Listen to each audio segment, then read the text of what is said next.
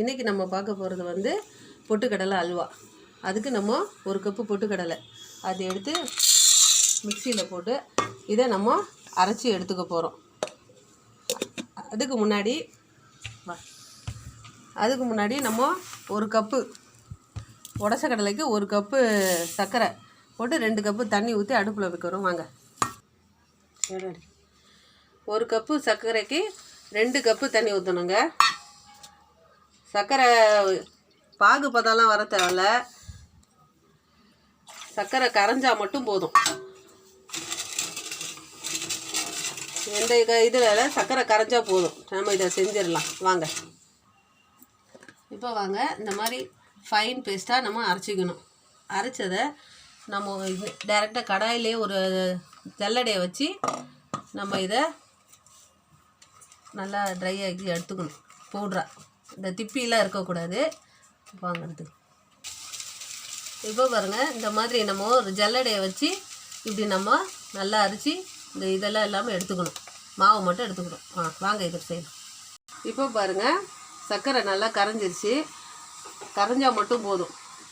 இப்போ இந்த சர்க்கரை தண்ணியை எடுத்து நம்ம இந்த உடச்ச கடலை அரைச்சி வச்சுருக்கோம். இப்போ இதில் ஊற்ற போகிறோம்.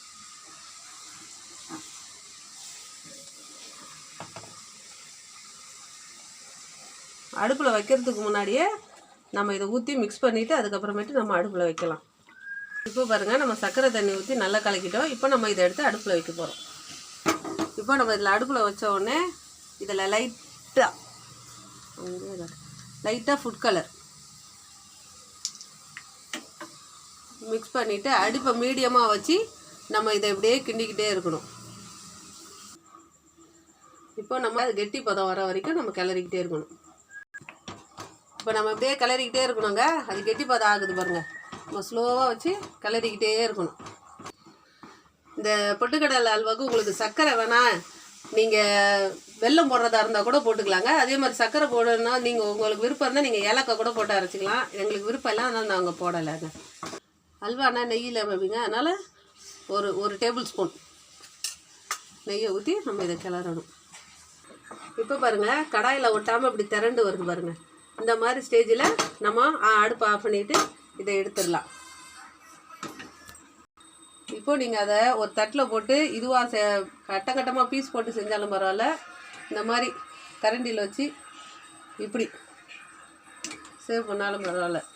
பொட்டுக்கடலை அல்வா ரெடிங்க. உங்களுக்கு இந்த வீடியோ பிடிச்சிருந்தா எங்கள் சேனலை சப்ஸ்கிரைப் பண்ணி பாருங்கள். தேங்க்யூ.